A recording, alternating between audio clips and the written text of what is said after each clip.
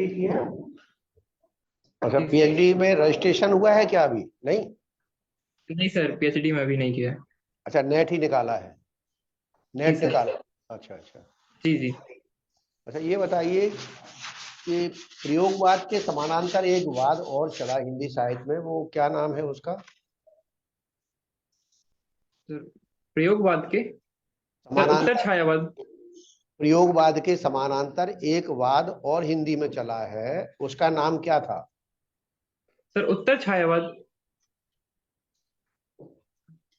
हाँ। उत्तर छायावाद सर। नहीं नहीं नहीं नहीं, प्रयोगवाद के समानांतर तीन कवियों ने, तीन कवि हुए हैं उसमें। जी सर। जी जी एक जी। एक समानांतर। नकेनवाद। हाँ नकेनवाद सर। हाँ हाँ, नकेनवाद। तो नकेनवाद में कौन से तीन लोग कौन से हैं? सर, नलिन बिलोचन शर्मा जी, हम्म केसरी कुमार, हम्म। और एक और है सर, भूल रहा हूँ उनका नाम अभी। जी। अच्छा, प्रयोगवाद शब्द का प्रयोग सबसे पहले किसने किया? अ, सर क्षमा चाहूंगा, अभी याद नहीं कर पा रहा। अच्छा अच्छा, दलित साहित्य पढ़ा है आपने कुछ? जी सर। उसमें कौन कौन लोग हैं जिन्होंने दलित साहित्य का सृजन किया है? सर, इसमें सर दो लोग मतलब धारा हम ले सकते हैं। एक तो जो गैर दलित हैं, जैसे प्रेमचंद जी जैसे लोग जो लिख रहे थे, और एक जो स्वयं दलित थे जो अपनी वेदना लिख रहे थे। तो हाँ। जैसे जो अपनी वेदना लिख रहे थे, जैसे ओम प्रकाश नेमिशराय जी, और डॉक्टर धर्मवीर हैं, इसी हम्म। प्रकार। ओम प्रकाश जी का पूरा नाम क्या है? अ, सर भूल रहा हूँ सर। अच्छा, ओम प्रकाश जी ने क्या लिखा है?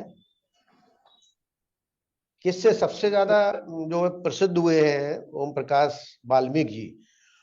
तो वो किस पुस्तक के कारण जो है वो प्रसिद्ध हुए हैं? सर, आत्मकथा जूठन के कारण। अच्छा। और कौन कौन से आपने बताए हैं साहित्यकार?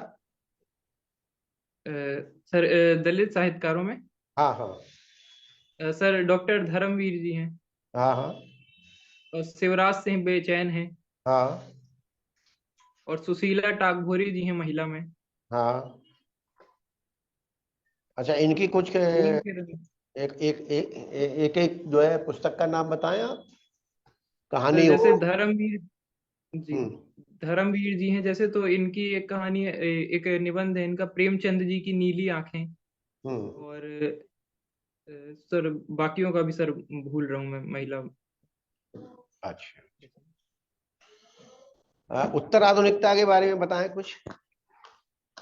सर, उत्तर आधुनिकता सर एक विचारधारा के रूप में आई थी, और इसका प्रभाव हिंदी साहित्य में भी पड़ा था। इसमें विकेंद्रीकरण की प्रवृत्ति पे मतलब रहता है, और जो संरचना रहती है कहानी की, वो पूरी तरह से टूट जाती है उसमें।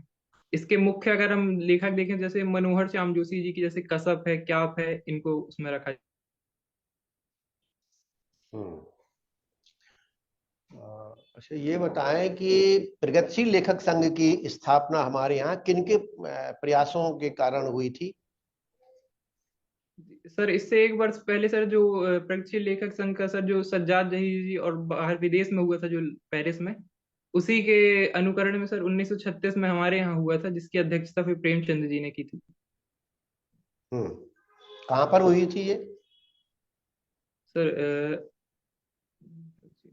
सर भूल रहा हूँ सर, क्षमा चाहूंगा, उसका पढ़ा था अधिवेशन? पर। हाँ, अधिवेशन कहाँ हुआ था? अ, प्रेमचंद सर जी ने एक पत्रिका निकाली थी, उस पत्रिका का नाम बता सकते हैं आप? सर, हंस पत्रिका। हंस, है जी ना? जी। अच्छा, प्रेमचंद जी के जो लड़के थे, अमृत राय, उन्होंने क्या लिखा है? सर, इनकी भी क्या कहते हैं, कहाँ जीवनी लिखी है प्रेमचंद जी, कलम का सिपाही के नाम से। इसके हम्म। अलावा रानी नागफनी की कहानी से भी संबंधित इसी प्रकार कुछ एक लिखा है, टाइटल में अभी नाम भूल रहा हूँ। और सहज कहानी का इन्होंने प्रवर्तन किया है। अच्छा, रानी नागफनी की कहानी एक व्यंग्यकार ने भी लिखी है, उनका नाम बता सकते हैं आप क्या है? जी सर, हरिशंकर परसाई जी ने। हाँ। अच्छा। और हरिशंकर परसाई जी कौन कौन से पत्रों में लिखते थे? अ, सर क्षमा चाहूंगा, अभी याद नहीं कर पा रहा। अच्छा, नवगीत जो है सबसे पहले नाम किसने दिया? सर क्षमा चाहूंगा सर।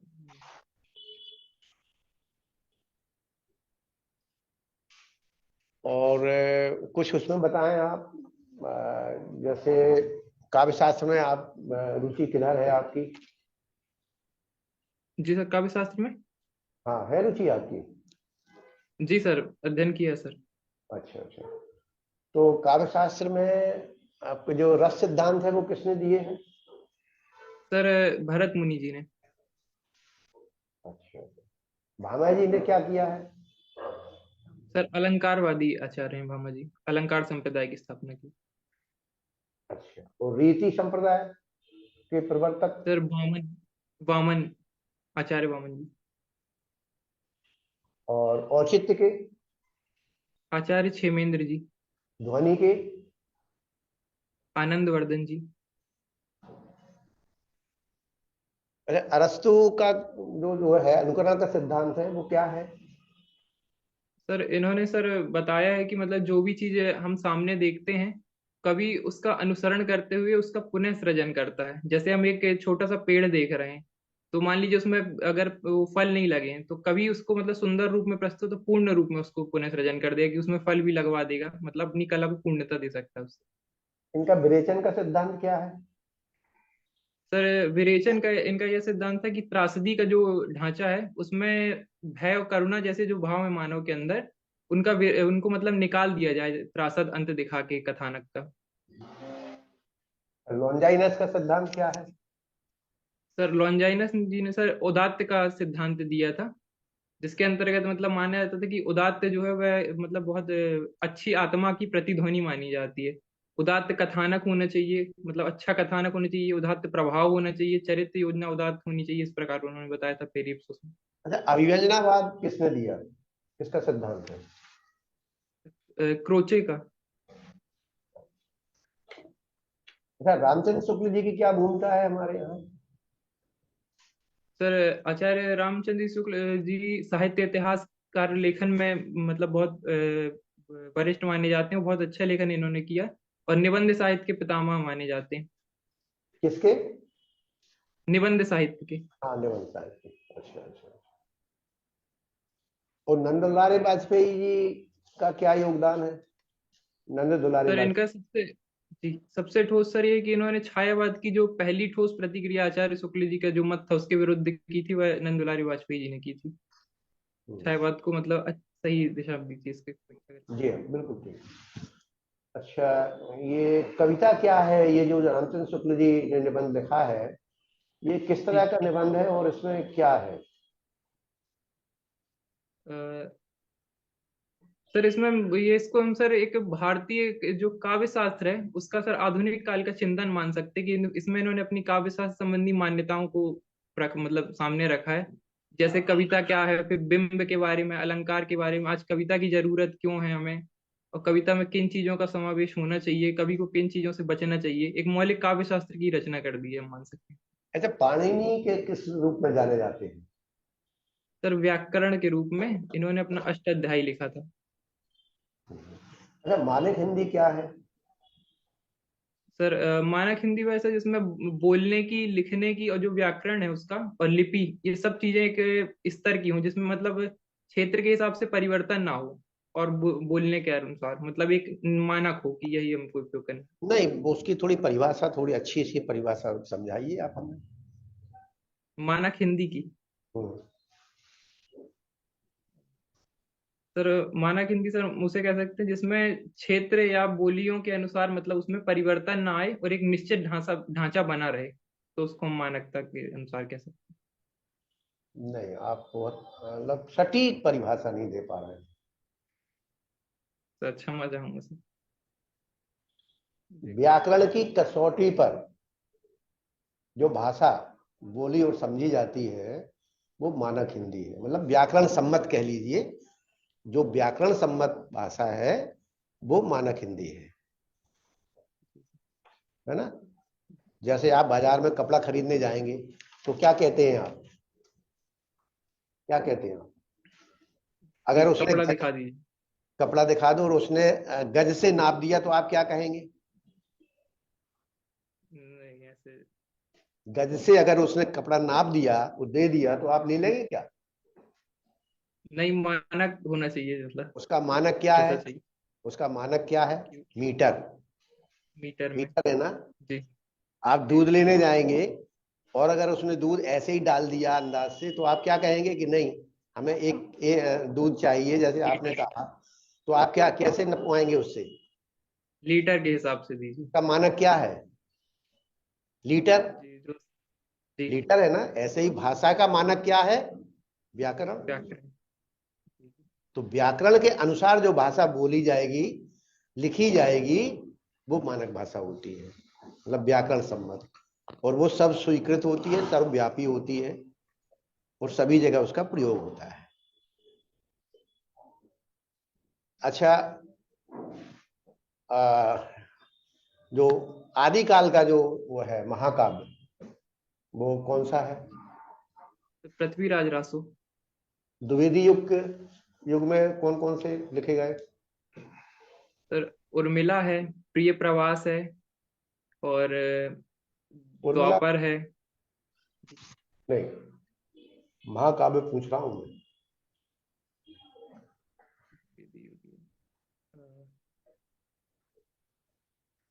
अच्छा, तब तक पुकारूं किसने लिखा है? सर रांगे राघव जी ने। कुछ आंचलिक जो उपन्यासकार हैं उनके नाम बताएं।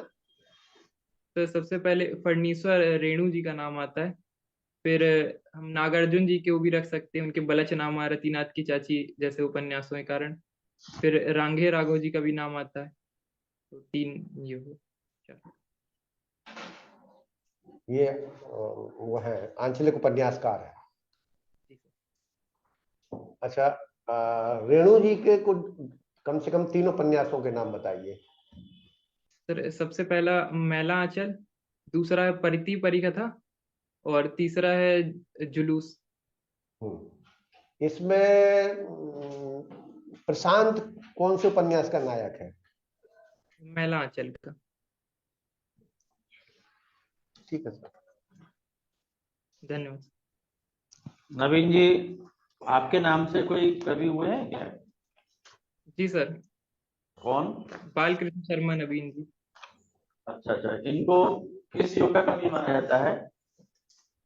सर ये उत्तर छायावाद जो युग था उसमें जो राष्ट्रीय सांस्कृतिक धारा बह रही थी उसके कवि माने जाते हैं। इनकी राष्ट्रवादी कविता रचना है। सर जैसे प्राण अर्पण है, आत्मोत्सर्ग है, और और सर अभी ये इससे संबंधित दो याद, और हम विप्लव गान, सर एक विप्लव गान भी एक तीसरी। कुछ राष्ट्रवादी इनकी इनकी कविता हो या ऐसा कुछ पंक्तियां सुना सकते हो? सर जैसे विप्लव गान की, कभी कुछ ऐसी तान सुनाओ जिससे उथल पुथल मच जाए, एक हो हिल्लोर इधर से आए, एक हिल्लोर इधर से आए। इसमें जो तत्कालीन जो समाज है, और मतलब जो अंग्रेजी राज है, उसको सब ध्वस्त कर देने की प्रतिभा इनके अंदर उस कहानी मतलब उस पंक्तियों में व्यक्त कर रहे हैं। अच्छा, जो NEP 2020 आया है, इसकी कुछ जी खास सर। बातें बताएं। सर ये जो हमारे सस्टेनेबल डेवलपमेंट गोल नंबर 4 है, जिसका सब तक समान शिक्षा की पहुंच, उसको ध्यान में रख के बनाया गया है। और ये 3 साल से 14 15 16 साल तक के बच्चों को मतलब जो है कवर करता हुआ चलता है। और ये अंतर्राष्ट्रीयता पे भी ध्यान देता है कि मतलब जो विदेशी जो बाहर के अच्छे इंस्टीट्यूट हैं उनको भी हम यहाँ पे खोल सकें। और जो स्वदेशी शिक्षा हमारे यहाँ नदारत रही है कई समय से, उसको भी इसमें समावेश करने और भारतीय परंपरा का समावेशन इसमें करने का ध्यान दिया गया। अच्छा, भारतीय ज्ञान परंपरा का जो एक बताया गया है कि हर सब्जेक्ट में इतने % सिलेबस होना चाहिए, कितने % का रखा गया इसमें? सर अनुमान कर सकता हूँ। जी जी। सर 5% है शायद, अगर मैं सही ये हूँ। बिल्कुल बिल्कुल सही है। अच्छा, पहली शिक्षा नीति कब आई थी? सर ये आई सर 1967 में सर। 1967 में? जी सर। अच्छा, कौन सी थी? सर ये पहली थी सर, पहली शिक्षा नीति। अच्छा अच्छा। किसकी अनुशंसा पर आई थी वो? सर ये कोठारी आयोग की अनुशंसा पे आई थी।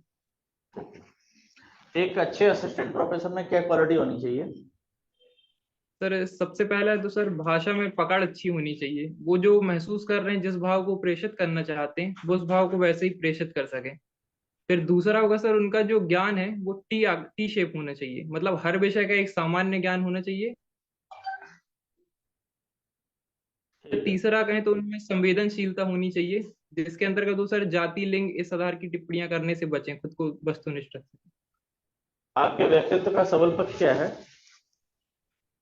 सर सबसे पहले सर धैर्य है मेरे अंदर।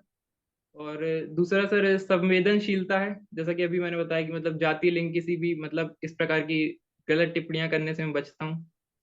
और सर अब जो अवलोकन कौशल है सर, वो भी ठीक ठीक है सर, एक सामान्य स्तर से। ये तीन। ठीक है सर।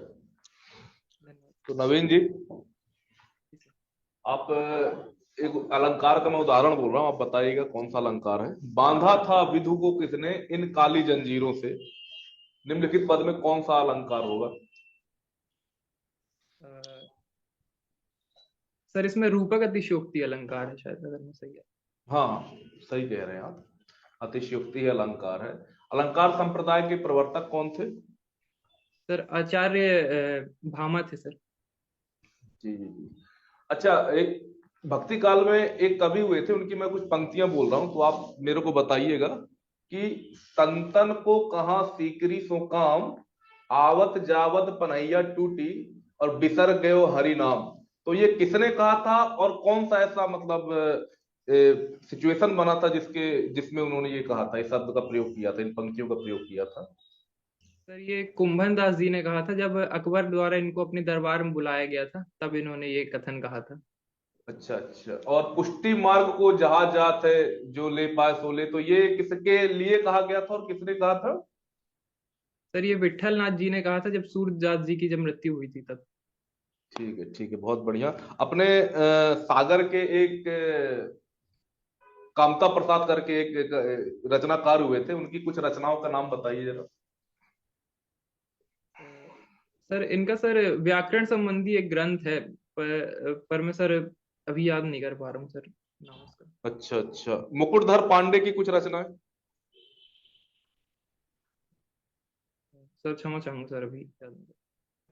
ठीक है। अच्छा, अभी जो इलाहाबाद मतलब प्रयागराज में जो अभी कुंभ लगा हुआ है, तो कुंभ का मेला क्यों लगाया जाता है? इसके पीछे क्या पौराणिक मान्यताएं हो सकती हैं? ये अपने अपने शब्दों में जरा बताइए। सर जब समुद्र मंथन हुआ था, तो उसमें सर जब देवता सर जो समुद्र का जो कलश था जो अमृत वाला, वो जब जी ले जी। जा रहे थे, तो उससे चार बूंदें पृथ्वी पर गिरी थी। और जो वो चार जिन जगहों पर गिरी थी, उन्हीं पे कुंभ मेला आयोजित किया जाता है सर। कुंभ को कुंभ मेला ही क्यों कहा जाता है? सर जो ये कलश, कुंभ को एक कलश के रूप में हम मान सकते हैं, क्योंकि हमारे यहाँ माना जाता है जैसे कलश का जो अग्र ऊपर का भाग है वो विष्णु जी हैं, फिर जो सबसे निचला भाग है वो ब्रह्म है। नहीं, तो इस प्रकार उसमें चार। कुंभ माने का मतलब घड़ा ही होता है, तो घड़े से घिरा हुआ है, जी मतलब कुंभ से घिरा हुआ है, इसलिए जी। कुंभ का मेला। और 12 वर्ष के अंतराल में ही क्यों लगता है ये? सर इसके सर नक्षत्र के हिसाब से रहता है सर। नहीं, नक्षत्र तो होता है, मैं जैसे 12 साल बाद अब दोबारा कुंभ इलाहाबाद में लगेगा प्रयागराज में, तो 12 साल बाद इसका कुछ। सर इसके साथ ठोस जानकारी अभी नहीं है सर। चलिए कोई बात नहीं सर, अटेंड करेंगे और फीडबैक देंगे अब। ठीक है, तुम्हारी तैयारी अच्छी है तैयारी अच्छी उनकी। और तुम्हारा जो प्रस्तुतिकरण है वो भी अच्छा है, बस थोड़ी सी तैयारी और कर लीजिए, है ना।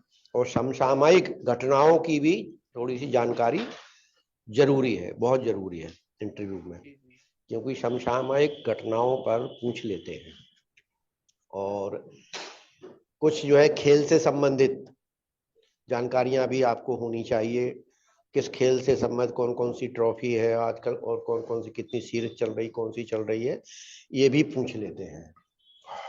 तो ये भी थोड़ा आप देख लीजिएगा, केवल यही नहीं कि अपन साहित्य पर ही, क्योंकि जो एक्सपर्ट होगा वो आपसे साहित्य के बारे में पूछेगा, लेकिन और जो 3 लोग होते हैं वो एक्सपर्ट नहीं होते हैं, वो अपने अलग अलग विषयों के होते हैं, तो वो भी आपसे वो इसी तरह की चीजें पूछेंगे, जनरल नॉलेज की कुछ चीज पूछेंगे, सिने जगत से भी पूछ सकते हैं, क्रीड़ा जगत से भी पूछ सकते हैं, समसामयिक घटनाएं पूछ सकते हैं, समस्याएं पूछ सकते हैं। तो ठीक है, अच्छा है आपका, बढ़िया। ठीक है नवीन जी, ऑल द बेस्ट। कब